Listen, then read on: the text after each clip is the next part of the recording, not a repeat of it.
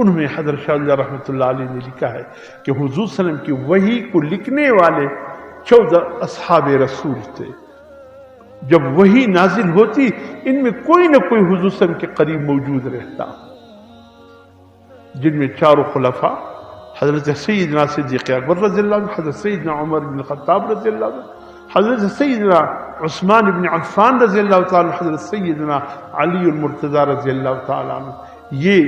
یہ تو تقریباً حضور صلی اللہ علیہ وسلم کے یعنی جہاں جو بھی فارس آئے گی، جس مقام میں جان نثاروں کی فارس آئے گی، یہ سر فارس ہوں گے 4 افراد. اس کے بعد پھر ناموں میں آگے پیچھے نام ہوں گے.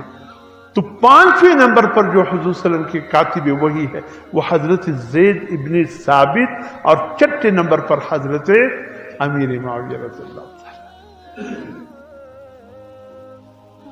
حضور صلی اللہ علیہ وسلم کے وحی اکثر لکھنے والے حضرت امیر معاویہ رضی اللہ تعالیٰ عنہ. حضور صلی اللہ علیہ وسلم کو امیر معاویہ پر اتنا بھروسہ تھا کہ کاتب وحی کی طور پر حضرت امیر معاویہ رضی اللہ تعالیٰ عنہ کو حضور صلی اللہ علیہ وسلم نے وحی لکھنے کے لیے انتخاب فرمایا. آج بھی ایسے بدبخت اس معاشرے میں موجود ہے جو حضرت سیدنا امیر معاویہ رضی اللہ تعالیٰ عنہ کو برا بنا کہتے ہیں. خدا کی پٹکار ہو ان لوگوں پہ، خدا کی لعنت برسے ان لوگوں پہ جو اس صحابی رسول کو برا بنا کہتے ہیں. کیا جانے وہ، کیا جانے. امیر معاویہ تو بہت بڑی ہستی تھی، ایک ادنا صحابی کے بھی کوئی مقابلہ نہیں کر سکتا جس نے ایک سیکنڈ کے لیے بھی حضور صلی اللہ علیہ وسلم کے چہرے انور کو ایمان کی حالت میں دیکھا. خدا کی قسم اس ایک سعادت کا مقابلہ دنیا بھر کے ولی، محدثین، مفسرین، علماء سب مل کر ایک صحابی رسول کے ایک سیکنڈ کے اس عمل کا مقابلہ نہیں کر سکتے جس نے ایمان کے حالت میں حضور صلی اللہ علیہ وسلم کے چہرے انور کو ایک سیکنڈ کے لیے بھی دیکھا. کہاں سے لاؤں وہ نگاہیں جس نے حضور صلی اللہ علیہ وسلم کے چہرے انور کو دیکھی ہو؟ کہاں سے لاؤں وہ کان جس نے حضور صلی اللہ علیہ وسلم کی گفتگو سن رکھی ہو؟ کہاں سے لاؤں وہ زبانیں جس نے حضور صلی اللہ علیہ وسلم سے گفتگو کی ہو؟ کہاں سے لاؤں وہ ہاتھ جو حضور صلی اللہ علیہ وسلم کے ہاتھوں سے ملی ہو؟ کہاں سے لاؤں وہ قدم جو قدم حضور صلی اللہ علیہ وسلم کی بارگاہ میں اٹھے ہو؟ ہے کوئی اس نیکی کا مقابلہ؟ پھر حضرت امیر معاویہ رضی اللہ تعالیٰ عنہ تو ہر وقت حضور صلی اللہ علیہ وسلم کے قریب بیٹھنے والے، اس قدر بھروسہ حضور صلی اللہ علیہ وسلم کا کہ آپ کاتب وحی کی طور پر منتخب.